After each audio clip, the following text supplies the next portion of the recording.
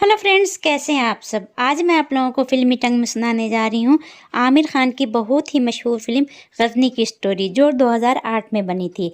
अगर वीडियो पसंद आएगा तो लाइक और सब्सक्राइब कीजिएगा, अपने दोस्तों में शेयर कीजिएगा। चलिए इस स्टोरी को हम शुरू करते हैं। ये कहानी भारत के सबसे बड़े मोबाइल फ़ोन नेटवर्क एयरवाइंस के चेयरमैन संजय सिंघानिया की है, यानी कि आमिर खान, जो दुनिया के सामने अपनी पहचान छुपाकर एक साधारण जीवन जीता है।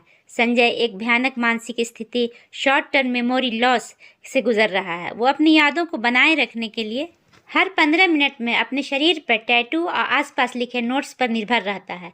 कहानी वर्तमान समय से शुरू होती है, जहां पुलिस इंस्पेक्टर अरविंद यानी कि रियाज खान हत्याओं की एक श्रृंखला की जांच कर रहे हैं, जो संजय सिंघानिया नामक एक व्यक्ति कर रहा है। दूसरी ओर मेडिकल छात्रा सुनीता यानी कि जिया खान इस अनोखे मानसिक रोग पर रिसर्च कर रही है। उसे पता चलता है कि संजय को पिछली यादें लंबी अवधि की स्मृति से याद है, लेकिन वो नई यादें नहीं बना सकता। उसे पिछली घटनाओं को याद रखने के लिए नोट्स पर निर्भर रहना पड़ता है। सुनीता को पुलिस ने संजय की 2 डायरी मिलती है, एक पुरानी जो त्रासदी से पहले लिखी गई थी और एक नई जिसे वो अपने नोट्स लिखने के लिए उपयोग करता था। जैसे जैसे सुनीता पूरी डायरी पढ़ती है, फिल्म हमें संजय के अतीत में ले जाती है।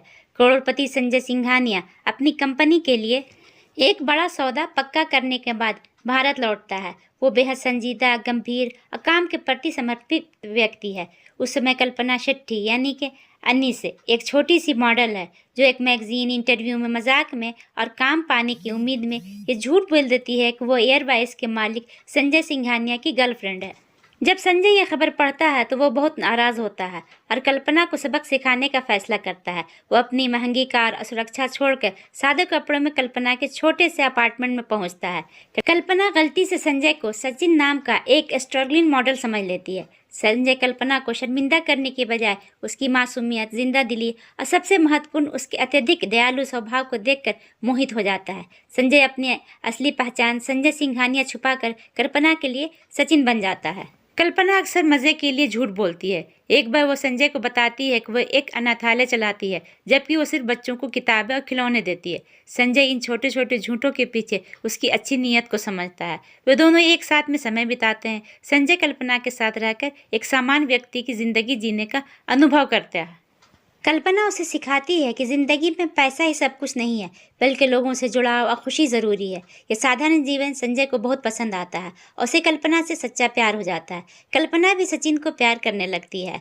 संजय अपनी शादी के लिए कल्पना को अपनी असली पहचान बताने का फैसला करता है और उसे अपने मुंबई के विशाल महलनुमा घर ले जाता है। कल्पना को शुरू में विश्वास नहीं होता, लेकिन फिर वह खुशी खुशी उसकी दौलत को नहीं बल्कि उसके प्यार को स्वीकार करती है। उनकी शादी की तारीख तय हो जाती है। शादी से ठीक पहले कल्पना अपने काम के सिलसिले में चेन्नई ट्रेन स्टेशन पर जाती है। वहां वो अनजाने में गजनी यानी कि प्रतिव्रावत के नाम तस्करी गिरोह को लड़कियों को बेचने की कोशिश करते हुए देख लेती है। कल्पना बहादुरी से पुलिस को सूचित करती है। पुलिस पहुंचती है और गजनी का बड़ा ऑपरेशन विफल हो जाता है। गजनी को पता चलता है कि उसे धोखा देने वाली लड़की कल्पना शेट्टी है। क्रिसमस की शाम को जब संजय कल्पना के घर पहुंचता है तो वो पाता है कि गजनी अपने गुंडों के साथ वहां मौजूद है। गजनी कल्पना को बेरहमी से मार डालता है। संजय बीच बचाव करने की कोशिश करता है, लेकिन गजनी उसके सर पर लोहे के रॉड से जोर से हमला करता है। गजनी कल्पना की हत्या से जुड़े सभी सबूतों को नष्ट कर देता है। यह वो मान लेता है कि संजय मर गया है। संजय बच जाता है, लेकिन उसे भयंकर शॉर्ट टर्म मेमोरी लॉस हो जाता है। वो हर 15 मिनट में नई बातें भूल जाता है, लेकिन कल्पना की मौत की खौफनाक याद और गजनी का चेहरा उसके दिमाग में स्थिर हो जाता है। यही उसकी सबसे लंबी और अस्थायी यादें बन जाती हैं। अस्पताल से बाहर आने के बाद संजय अपने बदला लेने की मिशन को अंजाम देने के लिए खुद को तैयार करता है। वो अपने शरीर पर गजनी का नाम, उससे जुड़ी जानकारी और अपने जीवन के महत्वपूर्ण लक्ष्य को टैटू करवाता है। वो कल्पना वाज किल्ड जैसे वाक हर जगह लिखता है। वो गजनी के गुंडों की तस्वीरें लेता है, उनके नीचे नोट्स लिखता है और एक एक करके उन्हें ढूंढकर मारता है। सुनीता जब ये सब डायरी में पढ़ती है तो उसे एहसास होता है कि वो किस व्यक्ति को एक मनोरोगी हत्यारा समझ रही थी।